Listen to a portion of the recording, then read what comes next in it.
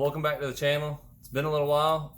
Actually made a trip out to the track since the last video was, I guess, about me going to the track, but went out here probably say a month ago. Christmas and everything, New Year's stuff's been getting shut down, so it was right in the middle to end of November, I believe.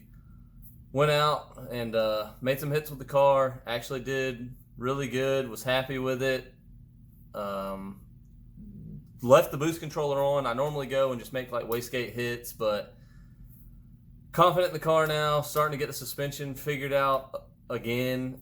Still not 60 in what I want it to or what it can do. That's really the main thing I gotta whittle down. I got it to run 15, 16 pounds, still on conservative timing. Haven't pushed it hard in that way on boost either.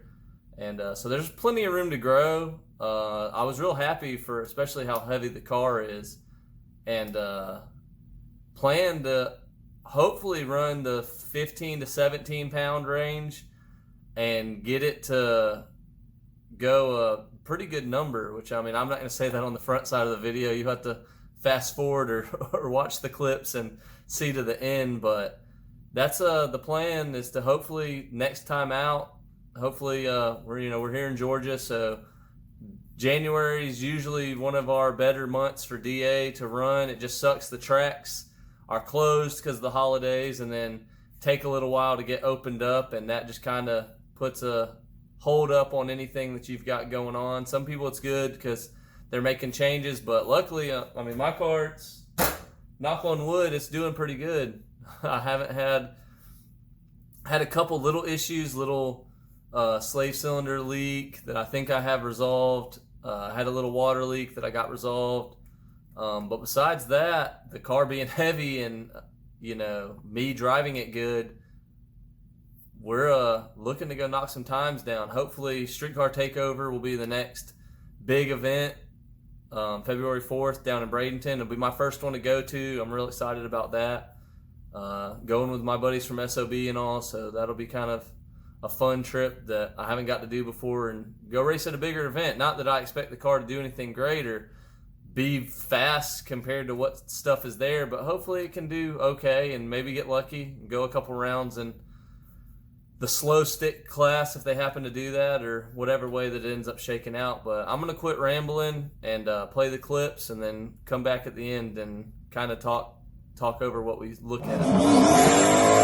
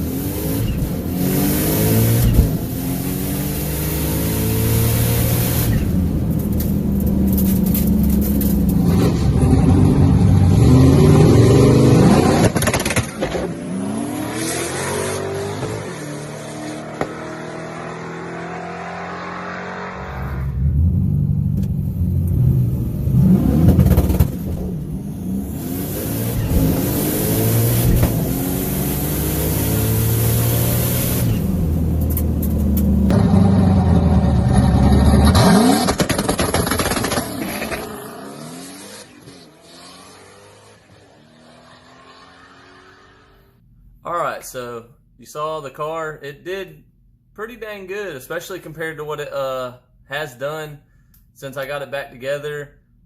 Left it on, like I said, it was 15, 16 pounds.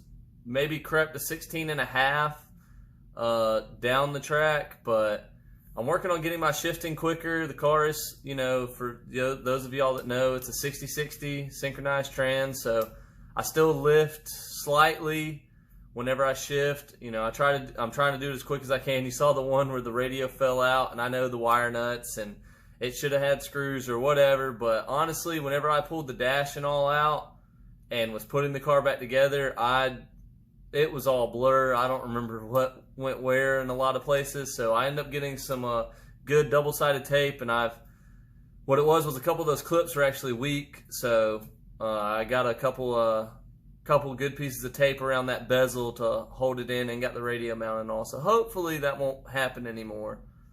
But the car did run a personal best so far. It went a 640 flat with a 154.60 at 113, so that's promising, because with that 60 foot, I mean, there's a lot of ET to be shaved if it just would leave hard. And I mean, in the videos, it doesn't look like it's leaving too bad, but it's got a good bit in it. It's still got a lot of transfer, and I actually just changed the limiters. I had them all the way on the loose setting, so like the car would transfer fully. So I've got it actually tightened down to where the car hopefully will just pick and go and won't do such a snatch and then ride. So hopefully I can play with that a little bit. I didn't, all three of those passes, I didn't change anything. I added 2 on the dome for the last pass and gained like half a pound of boost, I think. And the mile per hour difference was really just me shifting it better. I'm going to hopefully have the videos in sequence when this video posts, but you'll be able to tell the last one that the radio was out was the fastest pass. And, that's hopefully something that we can build on. And, that's what's been killing me, is it's awesome to go and run a personal best and everything, but then to have this downtime of not being able to make any passes when, you finally got something out of it, like all the time and money and doing the swap, doing the motor build, the clutch, the only thing I didn't refresh was, knock on wood, the transmission, and it was good, done the year that I did, the last year, I guess, when I did the turbo kit. So it's still real fresh, shifts great. I mean, but with doing the Holly and everything else that I've done and been learning with this car, it really felt good to finally get a good pass under my belt, finally break my personal best. Would have for sure been a 9-second pass. I've not ran the 9s yet. That was always kind of one of my little goals with this car. Two years ago, when I was spraying nitrous at South Georgia, I ran I think a 10.03 at 137, and it went a 640 something at 107 in the 8th.